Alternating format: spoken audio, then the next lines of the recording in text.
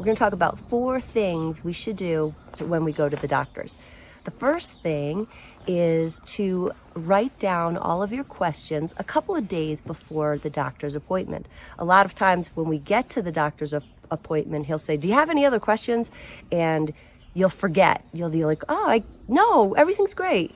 But really you had some more questions. So prepare and write it down and just leave a piece of paper for the next couple of days so you can think of all of your questions.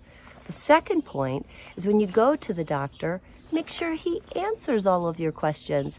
Sometimes they make it seem like you know all of these medical terms, but you don't. And then you feel sort of stupid and you're just like, oh, okay. And you leave and you think, and you look at your spouse or your friend and you say, what did that mean? Don't do that. Make sure you understand. That's why you are paying for the doctor. Explain it, be very polite.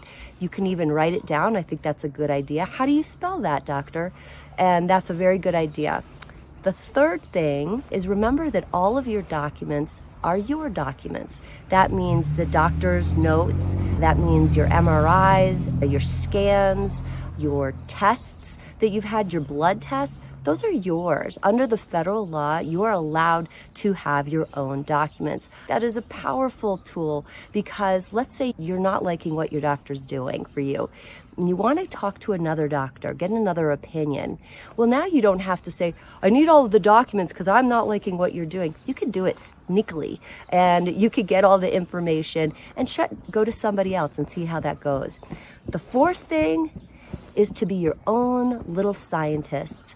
Something will happen and a doctor will say, well, I don't see anything. Come back in 6 months and see. But you know at your gut that something's not right.